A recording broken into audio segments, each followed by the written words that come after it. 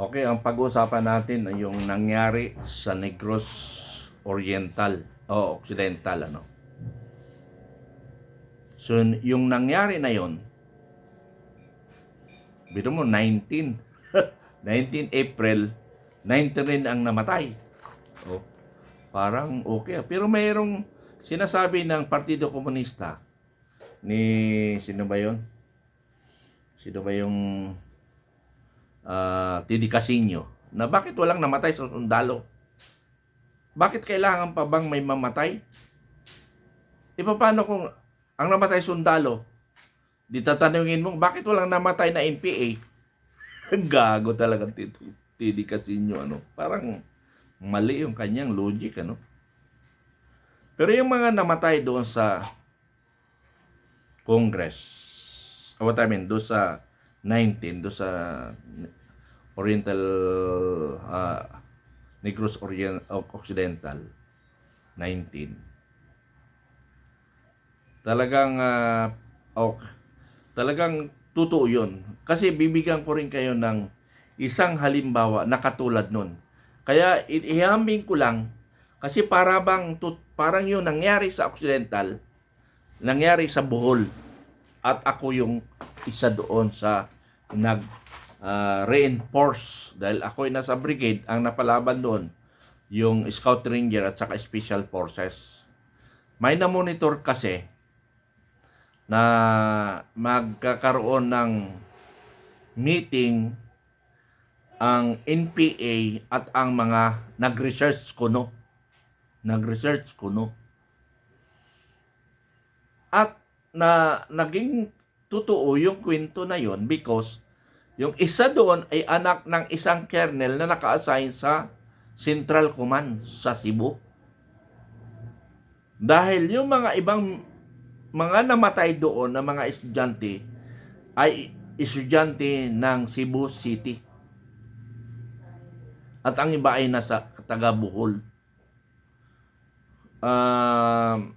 Hindi ko matanda yung Trinidad, Trinidad ba yung basta parang Trinidad yung bayan na yon.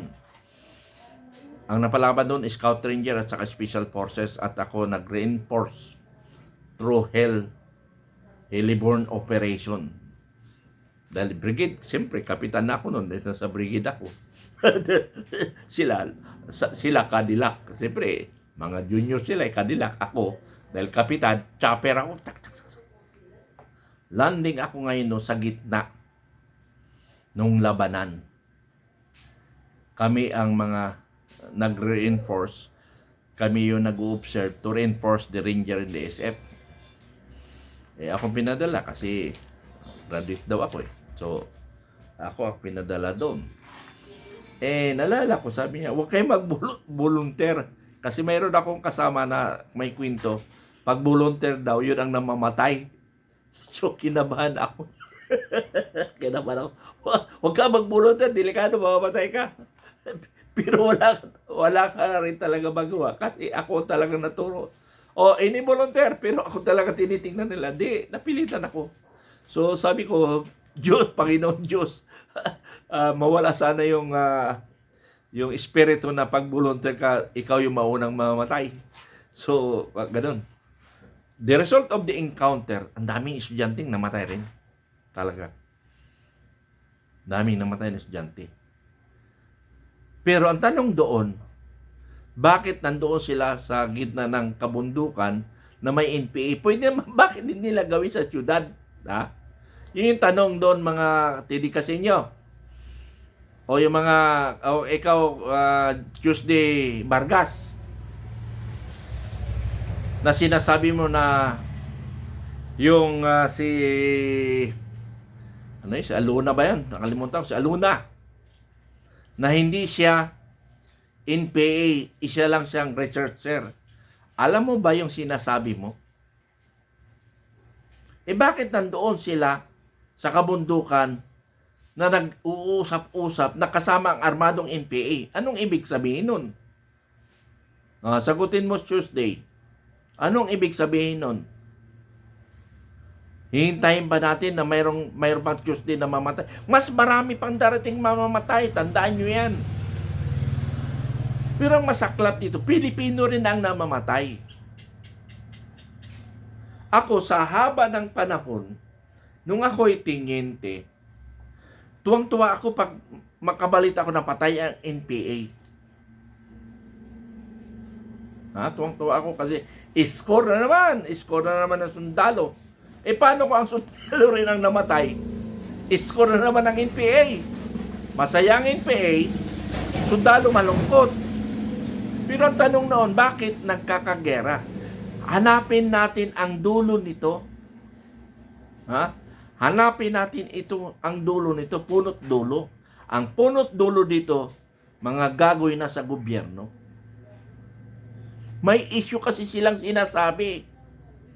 Ang issue na sinasabi, biruin mo, pera natin, sila ang nakikinabang.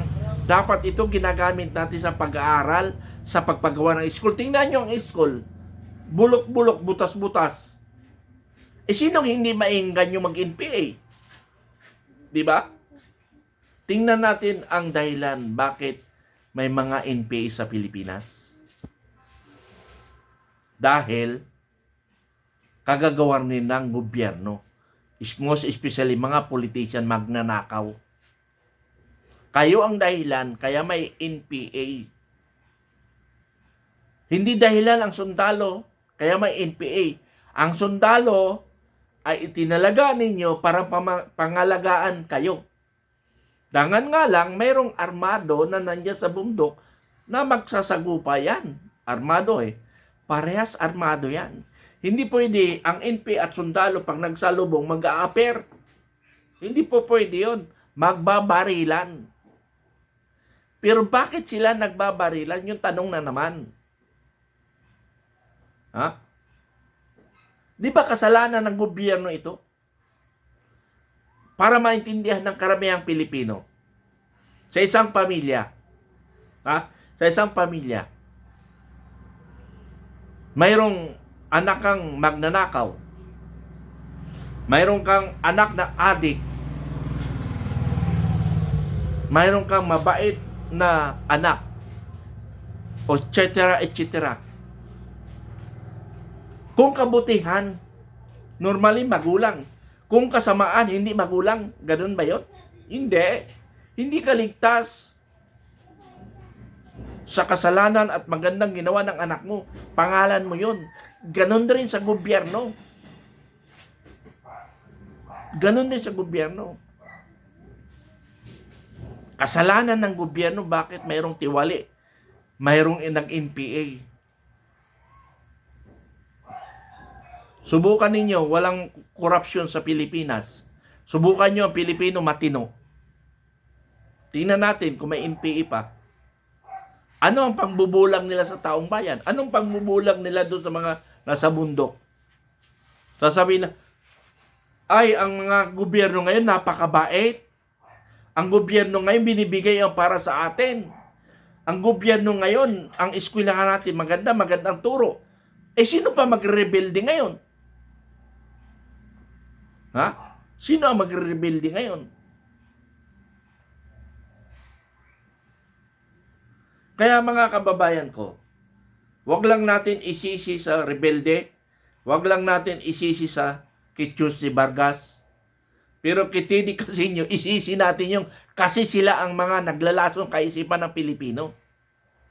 Dapat tinitiros yun si Tidi Casinyo.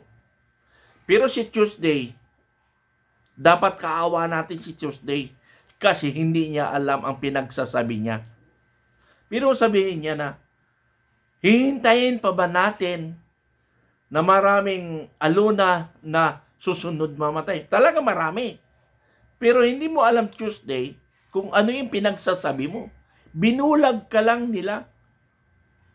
Hindi abnormal ang sundalo para patayin ang kapwa nila Pilipino. I'm a soldier. Alam ko yung nasa isip nila. Hindi lang yung papatayin. Bagkus nakikita nyo nga, inalagaan nga . Tapos kayo, babalik ta rin nyo. Mga gago kayo. Katulad yung sa Mindoro na isang half-blood foreigners. Tapos sasabihin nyo, sinaktan? pinahirapan. Hindi ganun ang sundalo. Pag may nahuli kami, ay talaga ibibigay namin ang serbisyo bilang isang Pilipino. Pero kung may baril, ay talaga unahan namin patayin. Alangan naman kami ang alangan na una kami mamatay. Di unahan namin. Ganun lang yun.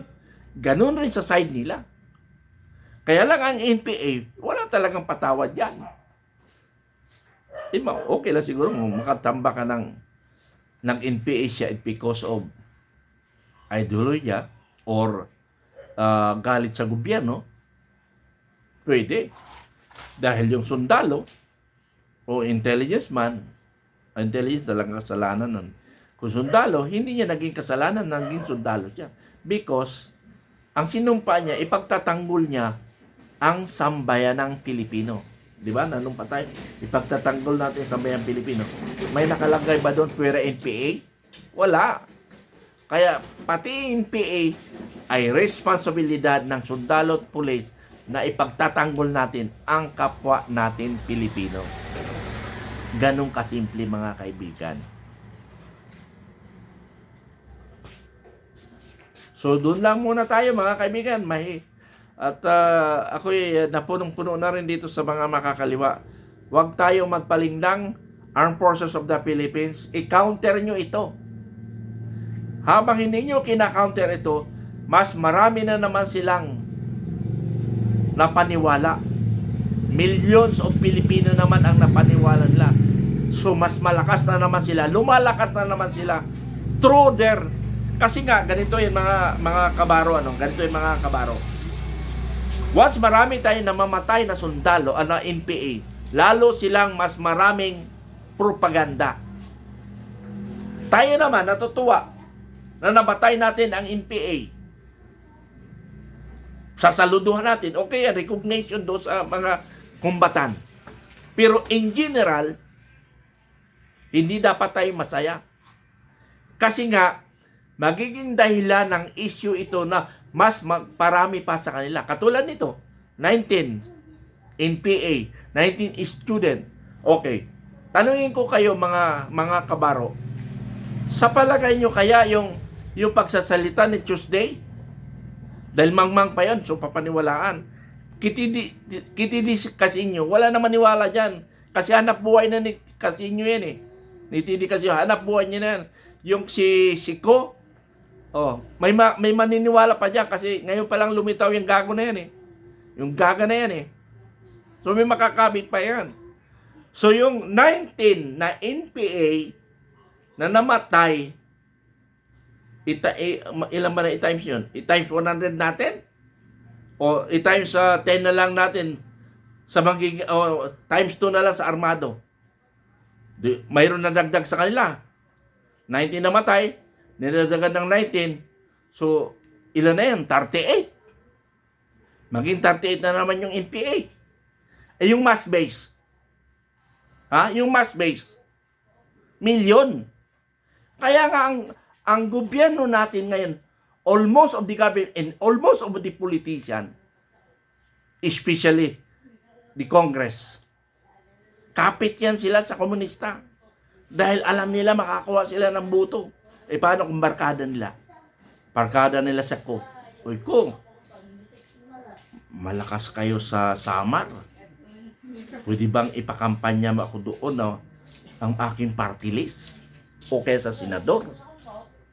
So, boto na naman yun. Kaya walang congressman na magiging against sa communist. Tandaan nyo yan. Who is the congressman against the communist? Sige nga. Wala mga congressman nagsalita. Wala man lang senador. Na i-condemn nila yung nangyayari ng pagre-recruit ng mga estudyante dito sa UP. May magsasalita ba na congressman? May magsasalita ba na senador or any politician? Sasaludo ako kung mayroong gagawa niyan. Pero mahirap yata. Kaya kailangan talaga natin mayroon tayong ilalagay sa Congress at Senado na ang trabaho niya birahin ng komunista. Unlike kay General Palparan, di ba? Naging effective si General Palparan, nanalo. Pero nag-miscalculate siya. Dahil malakas si Palparan sa taong bayan, as congressman, tumakbo kagad ng Senado. Ang kalaban niya, Partido Komunista. Maraming kagrupo ito. Maraming kaalyansa ito ng mga congressman, senador. Huwag nyo ito, huwag nyo papanalo rin si Palparan. Kasi pag pumasok sa Senado yan, nako, delikado na tayo. Pagbibirahin natin, yung mga propaganda natin, hindi na uubra. Because that is legal.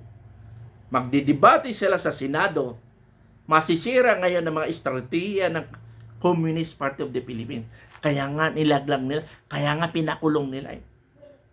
Ganun yun. Kaya nga, lahat ng pupunta ng era ni Palparan, effective siya doon at kinikilala siya at nawala ng NPA.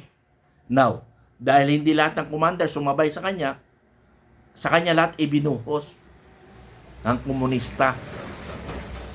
Ang masaklap pa nito sa panahon ni Pinoy may isang retired general kininto sa akin General Palparan binul out pa siya ng general na yon kasi senior nasa kabinete sige kumuha ka ng abogado mo naknanto pa di ba sige do not worry General Palparan, we will give you a lawyer to defend yourself. Parang ganun. Hindi.